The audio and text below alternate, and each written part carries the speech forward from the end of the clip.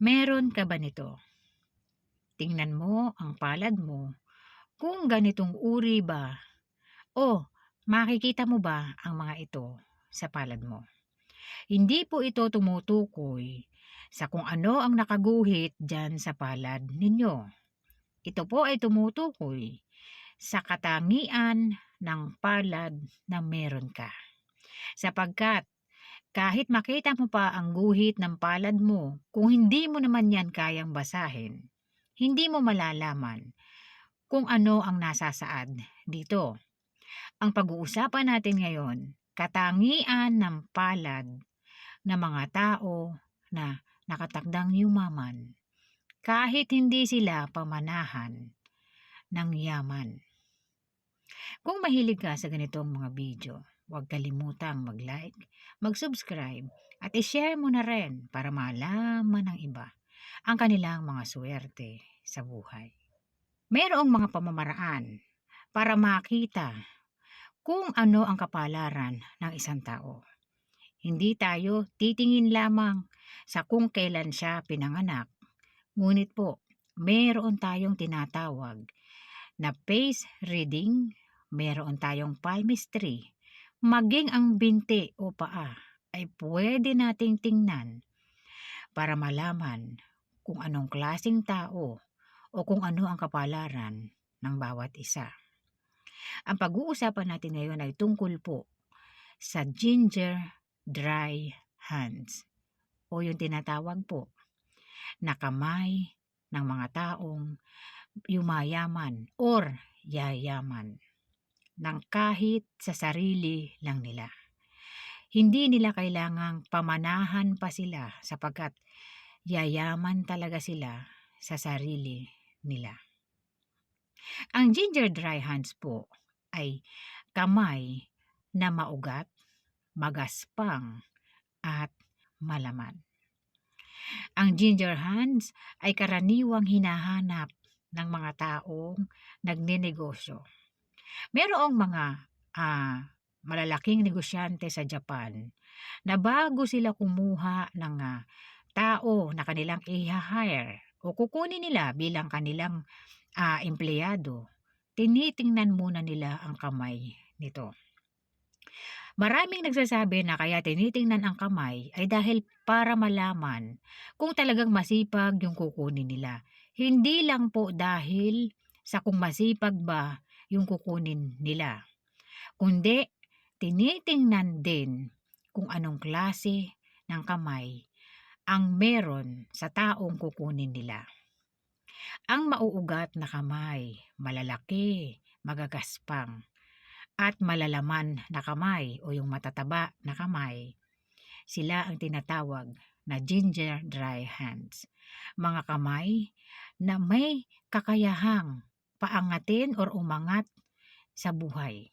Itong mga taong ito ay pinagkakatiwalaan.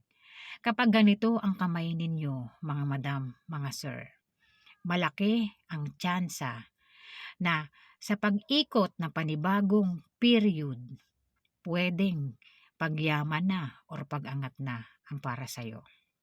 May mga tao na sa edad na 50 or 60, doon nila nakukuha yung yaman na hindi nila nakuha ng bata pa sila.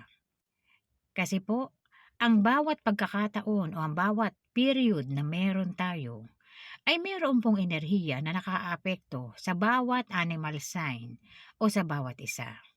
Kapag alam mo kung paano ka aayon sa mga yan, maaaring maaga pa lang makuha mo na yung magandang kapalaran. Kasi alam mo kung paano i-cure, paano ka gagamit ng mga remedyo para dito para hindi maapektuhan ang wealth mo.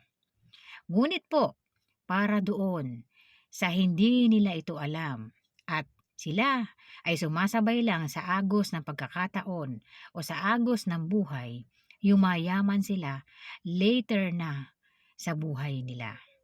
Kung kailan nasa 50s na sila o nasa middle ages na sila, doon nila nakukuha ang yaman na para sa kanila. Tingnan mo ang kamay mo, ganito ba? Mataba, magaspang, maugat ang likod nito. Ang mga mauugat na kamay po Sila ang mga tao na nakatakdang yumaman ng sila lang at itinuturing sila na maaasahang mga tao. Kayang panghawakan ang wealth nila o ang negosyo nila. Ngayon po, meron kang dapat pakatandaan. Kahit ganyan pa ang kamay mo, o sabihin na natin na ang kamay mo ay ginger dry hands, kailangan mong pangalagaan yung kamay mo. Kailangan po hindi siya ganun ka-dry. Pwede kang gumamit ng moisturizer na para sa kamay. Marami pong mura lang. Okay? Kung ano man yung ginagamit, virgin coconut oil ba yung ginagamit mo, pamahid sa kamay mo, pwede yan.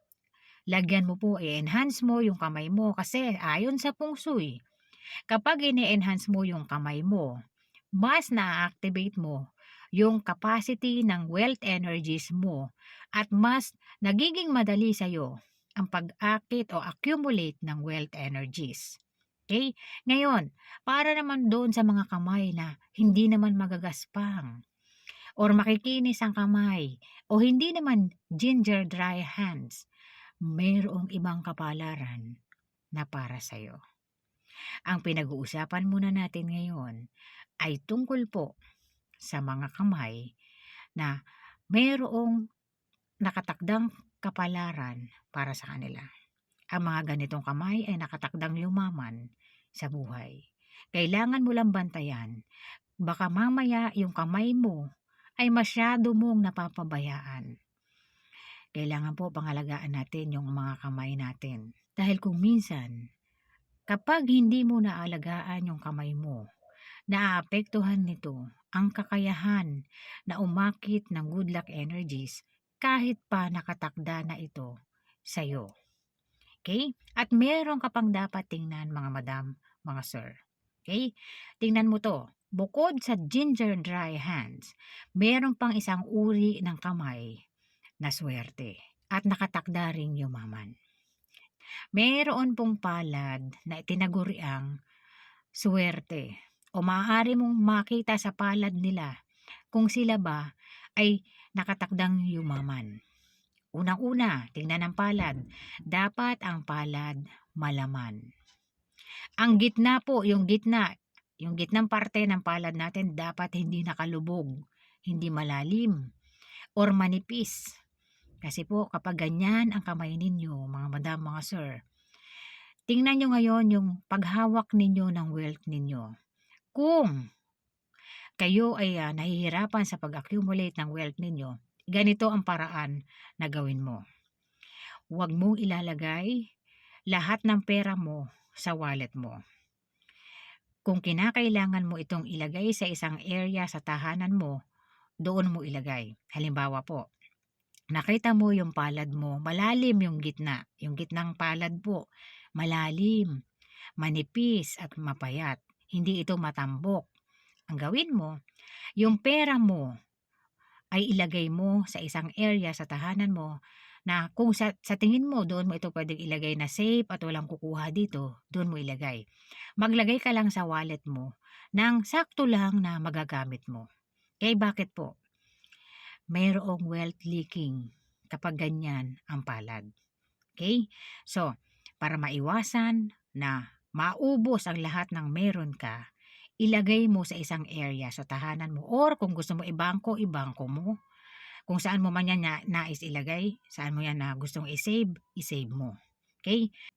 Ito po ay pinaniniwalaan na kapag ganyan ang kamay, malalim, malaki ang tsansa ng wealth leaking. Kung hindi ka pa nakararanas ng wealth leaking at ganyan ang palad mo, mas maigi na alam mo ang gagawin mo kasi po pwedeng pag nagsimula ang wealth leaking sa'yo, magtuloy-tuloy yan.